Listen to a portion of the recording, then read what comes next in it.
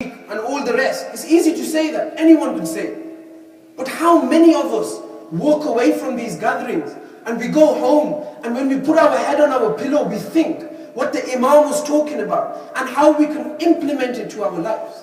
I ask the youngsters, when you go to college and universities, what do you boys talk about? What do you guys talk about? Do you talk about what the Imam was saying in Milad al-Nabi sallallahu alayhi wasallam? Do you talk about the Prophet alayhi salatu wasalam, illa mashallah? Do you talk about this, the deen, how you can perfect yourself as a Muslim brother? It's easy to come to these Yarmi Sharifs, but you have to contemplate over your sins, over what you do in your daily routine of life. Right? How can we follow these awliya Allah? How can we follow these great friends of Allah Almighty? How can we implement their lifestyle into our lifestyle? That's what we need to think about. Right? Today, there's so many murderers. Right? And I say murderers, our own Muslims have become murderers. Those that shot drugs on the streets, they are murderers.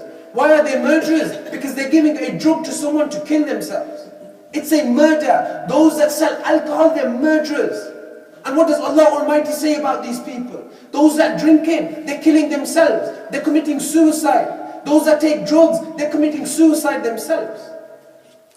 But we don't think about these things. We come, we listen to the mahfil. Oh, what a great speech it was. And let's go home. The day starts again. We don't think about what we're doing in our daily routine of life. The brothers today, a lot of us, a lot of the Muslims today, they're chasing women. That's all they're doing. BBM flex, iPhone flex. That's all we're doing. Right? But you know, we don't think that sister that you're running after, she's a sister of someone else.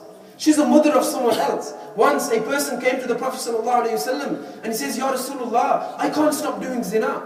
I can't stop having unlawful sexual intercourse. And the Prophet ﷺ said, how wisely he said, that would you like it if someone did it with your sister? And he said, no.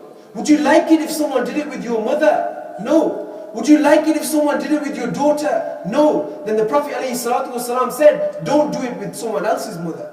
Don't do it with someone else's sister. Don't do it with someone else's daughter. This is the way the Prophet ﷺ used to explain to these people. And after that day, that person picked a qasam. That Sahabi said, Wallahi billahi, from today I will not have sexual intercourse with someone else's daughter, with someone else's mother, with someone else's sister. But today, our Muslim brothers and sisters, right, mingling with each other, selling and drinking alcohol, doing all these bad things. We don't think about these things. We just want the Maulvi to come to give a nice Joshi speech. That's all we want. And unfortunately, today there are ulama that come to these places and they don't talk about them things because they're scared to talk about those things. But the Prophet ﷺ said, أَلَا لَا يَمْنَعَنَّ مَهَابَةَ النَّاسِ أَن يَتَقَلَّمَ بِالْحَقِّ إِذَا عَلِمَهُ. That a person shouldn't fear to talk the truth when he knows it's the truth. And on the day of Qiyamah, Allah Almighty will ask us, He will ask you, He will ask each and every individual to what you used to preach. He will ask you, did you send the right message across? Allah Almighty will ask you, you know, the kids that you have, your children that you have, Allah Almighty will ask you about these people. And it's never too late to change. You know, the great Bishr al-Hafi, radiyallahu ta'ala an, a great wali of Allah Almighty. He was a person that used to drink alcohol. He was a person that always used to be drunk. And one day he was walking, he was going home, and on the floor, he saw a parchi. He saw a small paper with the name of Allah Almighty. And you know, he used to drink all the time. He was a bad boy in his time. And he used to drink all the time, always drunk. And he picked this paper up, and he read it, and it said Allah. And so what did he do? He purified that paper. He took it home, and he placed it on a shelf, high on a shelf. And in that night, this is a drunken person I'm talking about. This is a person who always used to drink. He places that on the top, and he respects the name of Allah Almighty. He gives respect to the name of Allah Almighty. When he goes home in the night, he has a dream. And what is in the dream? Allah Almighty says to him that, oh Bishr al-Hafi, yes, you are a drunkard person, but today you purified my name. From today I will purify your heart, and you will be the greatest person living. Narai Takbir! Narai Risalat!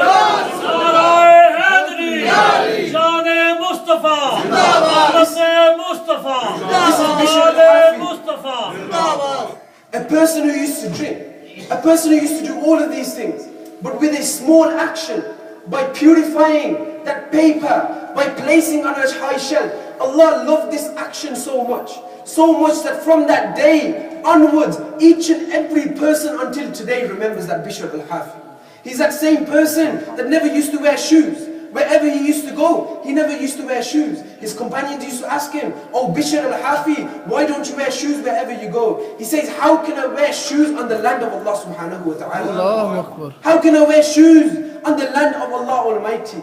In Baghdad where he used to live, the dogs never used to urine in Baghdad. The dogs never used to urine in Baghdad. Why? Because Bishr al-Hafi used to walk in the streets of Baghdad. And once a dog urinated and the people say, "I think that Bishr al-Hafi has gone from the dunya." And when they found out, yes, Bishr al-Hafi had gone from the dunya, then the dog started urinating in Baghdad. This was the status of a person who used to be a drinker in his time. But see, we need to start gaining closeness to Allah Almighty. We need to start gaining closeness to the true shuyukh of Allah Almighty, to these great awliya kiram. You know, when you start loving, when Allah Almighty starts loving a person, and I mentioned this hadith and I mention it again, but when this person becomes beloved to Allah Almighty, da'a Jibreel. Allah Almighty calls Jibreel alayhi salam, and he says that, "Oh Jibreel, do you know Mu'inuddin Chishti Ajmeri radiyallahu ta'ala anhu?" He says, "Oh Jibreel, do you know Abdul Qadir al-Jilani radiyallahu ta'ala anhu? Oh Jibreel, do you know Baba Farid radiyallahu ta'ala anhu? Oh Jibreel, do you know Ala Hazrat? Do you know this great person? Oh Jibreel, do you know Zunnun Misri? Do you know Junaid Baghdadi? Do you know these great people of Allah?" And Jibreel alayhi salam says, "Yes, I know them." And Allah Almighty says that you should start loving this person because I love this person. And so Jibreel alayhi salam, he starts loving this person. And when this person gets more close to Allah Almighty, the Prophet ﷺ says that Allah Almighty, da'a Jibreel, he calls him again. And he says, "Oh Jibreel, go into the skies, go to each and every angel and tell each and every angel to start loving this person. This person has come so close to me that each and every angel should start loving this person." So he goes and tells each and every angel that, "Oh angel of Allah, you should start loving this person because he has come so close to Allah Almighty." So each and every angel starts loving this person. And then Allah Almighty calls Jibreel alayhi salam again. And he says, "Oh Jibreel, come once again. Now this person has come so close to me. I love him, you love him, every angel loves him. Now go into the dunya and tell each and every servant of mine to start loving this person." Every servant of Allah starts loving this person. When Allah Almighty becomes close to you, when He starts loving you, then He becomes the eyes that you see with. And this is the hadith Qudsi of the Prophet ﷺ. Allah Almighty says that when I start loving a person, I start becoming his eyes that he sees with. I become the tongue that he talks with. I become the ears that he listens with. I become the hands that he works with. I become the feet that he walks with. He becomes that great individual of Allah Almighty. But you know, we can preach and preach, but those that are not going to understand, and are summun bukmun umyun, then they will fala yarji'un. They will never return. But I will say one thing, and a great advice to our brothers and sisters, that you know, these great people, these awliya Allah, if you've never met them in your life, you've never met Mu'inuddin Chishti Ajmeri, you've never met the Sarkar of Baghdad Sharif, you've never met these great individuals, at least go to their Mazar Sharif. At least go to their Mazar Sharif. And I will give you a hadith of the Prophet ﷺ, that those awliya Allah that have reached that kamal, they have reached that status, that great status in the eyes of Allah. On the day of Qiyamah, they will go to Allah Almighty, and they will say to Allah, "Oh Allah, we know that you love us. You know, we gained your closeness, oh Allah. We know you love us daily. We know that you have that love for us. But we also love people in the dunya. We also love people in the dunya that are in the fire of hell at the moment. We love those people." And the hadith says In the hadith is mentioned, إِخْوَانُنَا كَانُوا يُصَلُّونَ مَعَنَا, that they are our brothers that used to pray with us. They used to read our salah with us. وَيَحُجُّونَ مَعَنَا, and they used to do hajj with us. They used to do umrah and hajj with us. وَيَصُومُونَ مَعَنَا أَدْخَلْتُمُ الْجَنَّةِ أَدْخَلْتُهُمُ النَّارِ. They used to fast with us. They used to pay their zakah with us. And now you have entered them into the fire of hell. And these awliya Allah will say that, oh Allah, we will not enter the door of paradise. We will not enter that door of paradise until our friends and our beloveds are exited from the fire of hell and go to paradise with us.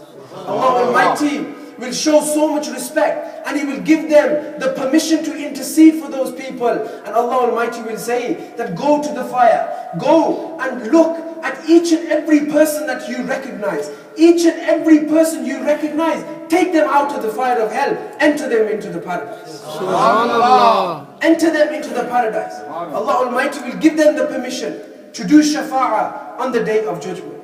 And those that didn't see them, we believe that these great people are alive in their graves. When you go, I'm sure they recognize you when you go to their mazar sharif. I'm sure they recognize you when you go to their mazar sharif. On the day of Qiyamah you can say, oh Allah, I didn't have that sa'adat, I didn't have that ability to meet them when they were alive. But once they passed away from the dunya, I used to go to their mazar sharif and visit them. So inshallah, they will for sure intercede for you. With these words, inshallah, I would like to finish my talk. May Allah Almighty give us the opportunity, give us the tawfiq and hidayah to make a shaykh, to meet a proper, and I say proper, and I'll say it again, proper shaykh, who is on the deen of Islam, who is a person who can spiritually change our lives. A lot of people say that you don't need a shaykh today, you can just meet Allah directly. You can meet Allah directly, but when you're ill, then you should ask Allah for medicines directly. Don't go to a GP or to the hospital when you got lung cancer. Just ask Allah and Allah will give you directly. You don't need to go to the A&E. So, to these people, you need to tell them that, listen brother, you have a physical doctor who deals with your physical things, right? Who deals with your physical health. In the same way, you need a spiritual doctor who will deal with your spiritual health. Right? So you have a physical and you have a spiritual. A physical, a GP will deal with it. A spiritual, a physical, a GP will deal with it. A spiritual, a true sheikh will deal with it. And Allah Almighty says, مَنْ يَهْدِ اللَّهِ فَهُوَ الْمُهْتَدِ, that whosoever Allah guides, then he is guided.